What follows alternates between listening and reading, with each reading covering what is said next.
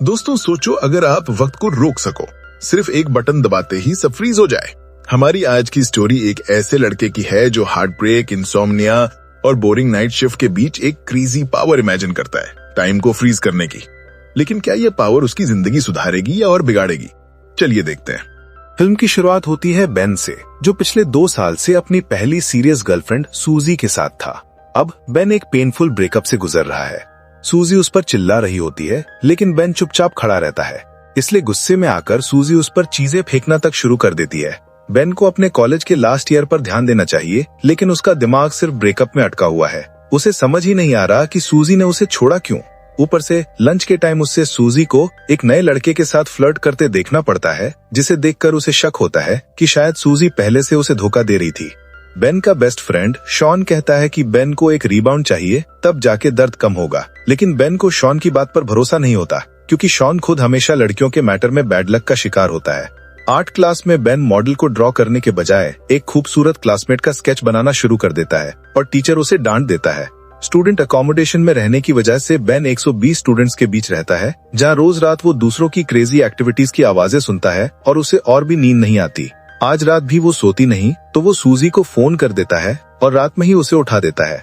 Ben sorry बोलता है और फिर से साथ होने की बात करता है, लेकिन सूजी उसे सीधा मना कर देती है और अपने नए बॉयफ्रेंड का जिक्र करती है। इसके बाद भी बेन को नींद नहीं आती। वो सूजी के साथ ली गई पुरानी तस्वीरें देखता रहता है। एक पल के लिए वो इन फोटोज को जलाने के बारे में सोचता है, लेकिन वो इतना हिम्मत जुटा नहीं पाता। कुछ दिन बीतने के बाद बेन को सिवियर इंसोम्निया हो जाता है, यानी रात पूरी जाकर गुजारना उसके लिए नॉर्मल बन जाता है। बेन ने नींद लाने के सारे तरीके ट्राई कर लिए, म्यूजिक, एक्सरसाइज, गर्म दूध, सब कुछ, लेकिन कुछ भी काम नहीं करता। चाहे वो खुद को बिजी रखने के लिए कुछ भी एक्टिविटी करे, उसका दिमाग बार बार सूजी के पास ही लौट आता है। एक शाम बेन स्नैक्स लेने ग्रोसरी स्टोर जाता है और नोटिस करता है कि स्टोर में नाइट शिफ्ट के लिए एम्प्लॉइज चाहिए। बेन तुरंत एप्लीकेशन फिल करता है। इंटरव्यू के टाइम वो पूरा जोन्ड आउट हो जाता है, जैसे दिमाग कहीं और हो, पर फिर भी उसे जॉब मिल जाती है। अब बेन अपनी इंसोम्निया को पैसा कमाने में यूज कर सकता है। स्टोर में उसकी कोवर्कर होती है शैरन, कैशियर, जो बहुत स्वीट और वेलकमिंग नेचर की है। एक रात शैरन लेट आती है और उनका बॉस जेंकिंस उसे डांट देता है। बेन ये भी नोटिस करता है कि जेंकिंस शैरन को टच करने की ऑकवर्ड कोशिश करता है, जो बेन को बिल्कुल पसंद नहीं आता। काम काफी बोरिंग होता है, इसलिए बेन अक्सर कस्टमर्स को तकता रहता है और ख्यालों में खो जाता है। जेंकिंस बार बार उसे डांटने आ जाता है। शैरन अपनी वॉच पर टेप लगाकर रखती है और स्टोर के क्लॉक की तरफ नहीं देखती, क्योंकि टाइम देखने से रात और लंबी लगती है। बेन का दूसरा कोवर्कर है बैरी, वो लड़का जो कभी एक फनी बाइसिकल वीडियो की वजह से वायरल हो गया था। तब से वो अपनी स्कूटर लेकर ही स्टोर में नाइट शिफ्ट करता है। बैरी और मैट दोनों ही प्रोडक्ट्स मैनेज करते हैं और साथ में वियर्ड प्रैंक्स भी करते हैं, जैसे विमेन के बास्केट्स में नॉटी शेप वाले शैम्पू बॉटल्स डाल देना, ताकि देखा जा सके कि वो शर्माते हैं या उसे सीक्रेटली खरीद लेती हैं। एक रात जब बॉस जेंकिंस स्टोर में नहीं होता, मैट और बैरी स्कूटर रेस शुरू करने की कोशिश करते हैं, लेकिन रेस स्टार्ट होने से पहले ही दोनों सीधे एक लेडी की शॉपिंग कार्ट से टकरा जाते हैं। 2 हफ्ते गुजरते हैं और बेन पूरी तरह इस बोरिंग नाइट शिफ्ट रूटीन में फंस चुका होता है। उसे लगता है कि ये 8 घंटे कभी खत्म ही नहीं होते। शिफ्ट्स को छोटा महसूस करने के लिए बेन एक अजीब सा इमेजिनेशन ट्राई करता है। वो सोचता है कि काश वो रिमोट की तरह टाइम को पॉज कर पाए। अपने इमेजिनेशन में वो सारे कस्टमर्स के बीच आराम से घूमता है, बिना किसी के जज किए, और वो जिन लड़कियों को अट्रैक्टिव पाता है उनको जितना चाहे देख सकता है। टाइम फ्रीज वाली इमेजरी में खोया हुआ बेन अपने पास्ट के बारे में भी सोचने लगता है, कैसे बचपन में ही उसकी नजर ब्यूटी को कैप्चर करने की तरफ गई। जब वो छोटा था, उसके घर में एक फॉरेन स्टूडेंट रहती थी, जो अक्सर बिना कपड़ों के घर में घूमती थी। उसकी नेचुरल बॉडी देखकर बेन के अंदर कुछ जग गया। तभी उसने सोचा था कि काश टाइम रोक पाता, ताकि इस मोमेंट को हमेशा देख सकूं। अब वही इमेजिनेशन फिर से वापस आ रही है। वो सोचता है कि अगर सच में टाइम रुक जाए तो वो क्लाइंट्स को अनड्रेस करके उनके स्केचेस बना सकता है, बिना किसी ऑकवर्डनेस, बिना किसी जजमेंट के, सिर्फ ब्यूटी को अप्रिशिएट करते हुए। फिर वो उनके कपड़े ठीक से वापस पहना भी देता। वो पूरा स्केचबुक भर सकता है रैंडम लोगों की ड्राइंग से, जो बस शॉपिंग कर रहे हैं। और हाँ, टाइम रुकने का फायदा उठाकर वो जेंकिंस पर छोटी मोटी शरारत भी कर सकता है, जैसे उसके ऊपर गिरने वाली चीजें सेट कर देना। दिन में शॉन स्टोर आकर बेन से सूजी के बारे में बात करने की कोशिश करता है, लेकिन बेन थक चुका है, क्योंकि रोज वही हार्ट ब्रेक वाली बातें करना उसे और ज्यादा टूटने जैसा लगता है। बेन और शॉन बचपन से एक साथ बड़े हुए थे। बचपन में ही शॉन ने बेन को वो डर्टी मैगजीन्स दिखाई थी जो उसने अपने पेरेंट्स के बेड के नीचे छुपा कर रखी हुई लाई थी। इन मैगजीन्स ने बेन को बॉडी को एक आर्टिस्टिक नजरिए से देखना सिखाया, कैसे ह्यूमन बॉडी के सर्टेन पार्ट्स क्लोजअप में दिखते हैं, कैसे उनका शेप होता है। मैगजीन्स देखकर दोनों बच्चे ऑब्वियसली एक्साइट हो गए थे और तभी शॉन की माँ ने उनको पकड़ लिया। उन्हें लगा कि दोनों एक दूसरे के साथ कुछ चल रहा है, जबकि ये सब मैगजीन्स की वजह से था। शॉन आगे चलकर वन नाइट स्टैंड्स का बड़ा फैन बन गया। वो इन शॉर्ट फ्लिंग्स को नैटली बोलता है। ये नाम उस टीनेज नेबर से आया जिसे वो बचपन में जानता था। वो लड़की पैसे लेकर लड़कों को अपना प्राइवेट पार्ट दिखाती थी। तब से शॉन हर कैजुअल हुकअप को नैटली निलना बोलता है। स्टोर में बेन को बैरी और मैट की स्टूपिड प्रैंक्स का रोज सामना करना पड़ता है। स्टोर में एक नया एम्प्लॉय ब्रायन भी आता है, जो कहता है कि वो मार्शल आर्ट्स जानता है और क्लीनिंग भी स्पेशल पोजेस में करता है। जब बैरी और मैट उसका मजाक उड़ाते हैं, ब्रायन सीधा मैट को एक जोर का थप्पड़ दे देता है। बेन धीरे धीरे शैरन पर क्रश फील करने लगता है। कभी कभी वो उसके साथ अपना खाना शेयर करता है और अंदर ही अंदर सोचता है कि काश ये मोमेंट फ्रीज हो जाए और कभी खत्म ना हो। लेकिन एक रात बेन का दिल टूट जाता है जब वो सुनता है कि मैट शैरन को डेट पर चलने को बोल रहा है, और शैरन हाँ भी कर देती है। मैट तो ऊपर से अपनी डेट के लिए डर्टी नॉइजेस बनाकर बेन को और ज्यादा हर्ट करता है, जिसकी वजह से बेन वहां से दूर चला जाता है। दूर जाते हुए बेन अपनी पुरानी क्रशेस को याद करता है। उसका पहला क्रश एक प्रोफेशनल रनर थी जिसे वो ओलंपिक्स में टीवी पर देखा करता था। बेन को उस रनर पर क्रश इसलिए हुआ था क्योंकि वो हमेशा नंगे पैर भागती थी। उसकी सेकंड क्रश उसकी बायोलॉजी टीचर थी, क्योंकि उनके टाइट स्वेटर्स और प्रिटी स्कर्ट्स बेन को काफी अट्रैक्ट करती थी। लेकिन बेन का सबसे बड़ा क्रश एक क्लासमेट थी, तान्या। एक दिन तान्या का हाथ टूट गया और वो स्कूल एक कास्ट के साथ आई। बेन पूरे दिन उसको देखकर एंजॉय करता रहा, कैसे वो एक हाथ से स्ट्रगल करती थी, कैसे वो अपनी इचिंग को हैंडल करने की ट्राई करती थी। जब तान्या ने बेन से कास्ट पर साइन करने को बोला, बेन ने बस एक एक्स बना दिया। जब कास्ट उतारा, तान्या का हाथ पूरा बालों से भर गया था और बाकी लड़के उसका मजाक उड़ाते थे। बेन ने उसे कंफर्ट किया और कहा कि वो अब भी ब्यूटीफुल है। इस बात से तान्या का दिल पिघल गया और उसने बेन को अपना बॉयफ्रेंड बनने की हाँ कर दी। फिर एक दिन तान्या ने बेन से अपने फर्स्ट किस के बारे में पूछा। बेन घबरा गया और बोला कल मिलना। उसका प्लान था कि सैटरडे को स्कूल खाली होगा, कोई नहीं होगा, तो किस और रोमांटिक लगेगा। लेकिन तान्या अगले दिन स्कूल आई ही नहीं। उसके बाद वो कभी क्लास में वापस नहीं दिखी, क्योंकि उनका पूरा फैमिली कंट्री से शिफ्ट हो गया था। आज के टाइम में बेन और शॉन चेस खेल रहे होते हैं और शॉन इजीली समझ लेता है कि बेन अभी भी मेंटली ठीक नहीं है, क्योंकि बेन हर मूव हार रहा है। बेन शैरन को अपनी फीलिंग्स बताता है और शॉन उसको होप नहीं छोड़ने का एडवाइस देता है। लेकिन बेन को पता है शॉन फर्स्ट डेट में ही हैंड्जी हो जाता है, तो उसकी एडवाइस का कोई मतलब नहीं। अगले दिन नाइट शिफ्ट शुरू होते ही मैट सबको अपनी शैरन के साथ डेट की फुल डिटेल सुनाता है, हद से ज्यादा पर्सनल डिटेल्स, उसके बेयर बॉडी का डिस्क्रिप्शन तक। उसके बीच में ही जेंकिंस आकर कॉन्वर्सेशन काट देता है और अनाउंस करता है कि नेक्स्ट वीकेंड उनका स्टोर एक और ब्रांच के एम्प्लॉइज के साथ सॉकर मैच खेलने वाला है। बेन और उसकी टीम का मैच का दिन आ ही जाता है। शैरन उनको सपोर्ट करने के लिए वहां पहुंच जाती है और बेन को साफ साफ दिखता है कि मैट उसके सामने खुलकर फ्लर्टिंग कर रहा है। दूसरी टीम के पास स्मार्ट यूनिफॉर्म्स हैं, एकदम परफेक्ट टीम वर्क है और बेन को लगता है कि उनके चांस वैसे भी काफी कम है। मैच शुरू होता है और जैसे ही पहली किक लगती है, पता चल जाता है कि दूसरी टीम कितनी स्ट्रांग है। बेन की टीम बार बार गिर रही है, एक दूसरे से टकरा रही है और ऊपर से जेनकिंस फील्ड में होते हुए भी बिजनेस कॉल दिखा रहा होता है। ओपोनेंट्स कभी कभी डर्टी प्ले भी करते हैं, लेकिन रेफरी बिल्कुल ध्यान ही नहीं देता। एक बात तो बेन की टीम को जेनकिंस को ही रोकना पड़ता है, क्योंकि वो रेफरी को पीटने के लिए रेडी हो जाता है। गोलकीपर ब्रायन तो अलग ही लेवल का निकला। बॉल को रोकने की जगह वो उल्टा ऐसे उछाल देता है कि सीधा उनकी गोल में चली जाती है। जब सिर्फ 1 मिनट बचा होता है, बेन की टीम 26-0 से हार रही है। जेनकिंस बोलता है कम से कम 1 गोल तो कर दो, इज्जत बच जाएगी। प्लान के मुताबिक बेन बॉल जेनकिंस को पास करता है। जेनकिंस गोल की तरफ जोर से किक करता है, लेकिन बॉल मेटल बार से टकराकर वापस आ जाती है। मैट जल्दी से किक मार देता है और गलती से बॉल सीधी जेनकिंस के चेहरे पर लगती है। बेन थक चुका है। उसको लगता है कि ये पूरी टीम एक सर्कस बन चुकी है।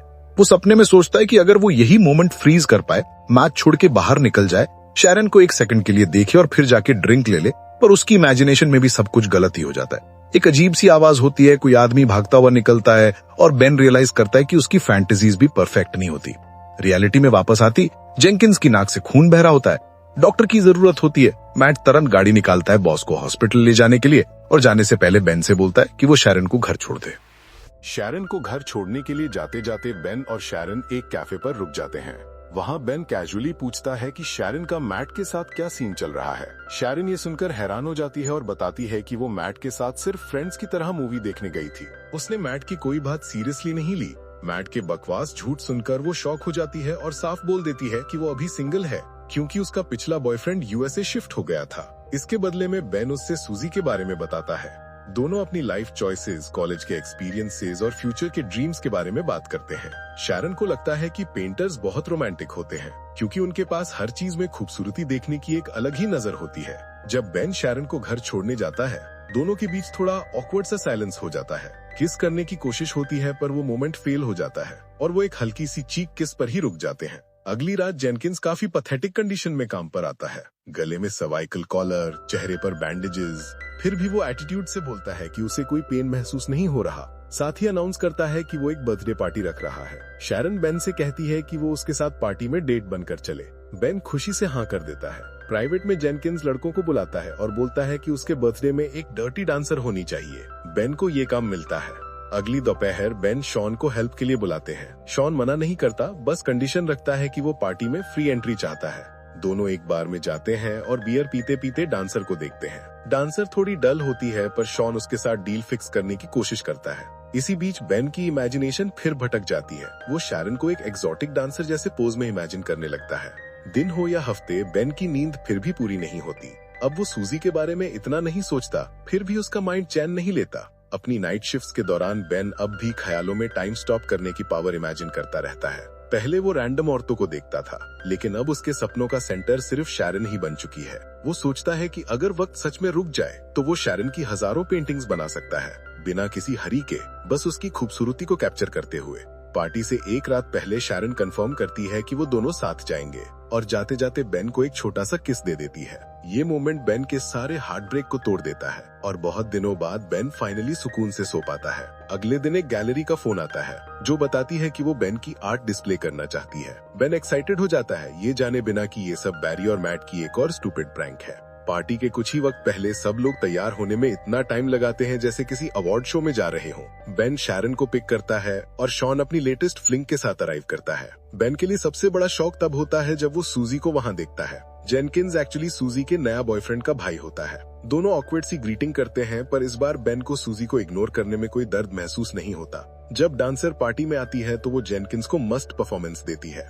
लेकिन उसका बॉडीगार्ड जेनकिंस को हाथ लगाने भी नहीं देता। शॉन पूरा सीन रिकॉर्ड कर रहा होता है और जैसे ही डांसर कैमरा की तरफ देखती है, शॉन पहचान लेता है ये तो उसकी ओल्ड नेबर नैटली है। वो तुरंत उससे बोलता है कि वो पार्टी में ड्रिंक के लिए रुक जाए। इसी बीच जेनकिंस शैरन के पीछे हाथ धो के पड़ा होता है। किस करने की कोशिश, फ्लर्टिंग और रूम में आने का इनविटेशन। शैरन बार बार मना करती है, फिर भी जेनकिंस की घटिया हरकतें रुकती नहीं। जब वो जबरदस्ती शैरन को पॉपकॉर्न खिलाता है, शैरन गुस्से में वो पॉपकॉर्न उसके मुंह में वापस थूक देती है और रूम से निकल जाती है, बिना ये देखे कि जेनकिंस चोक कर रहा है। ऊपर हॉल में बेन की मुलाकात सूजी से हो जाती है। सूजी फिर से अपनी गलतियों के लिए माफी मांगती है। सूजी बेन को बताती है कि वो अब तक उसके बारे में सोचना बंद नहीं कर पाई और अचानक उसे किस कर लेती है, बिल्कुल उसी टाइम जब शैरन उन दोनों को देख लेती है। शैरन तुरंत मुड़कर वापस जाने लगती है, इससे पहले कि वो ये देख पाए कि बेन एक्चुअली सूजी को दूर धक्का दे रहा था। बेन समझ जाता है कि शैरन ने क्या गलत समझा और दिल से चाहता है कि काश वो वक्त को रोक सके या फिर पीछे ले जाकर सब ठीक कर दे,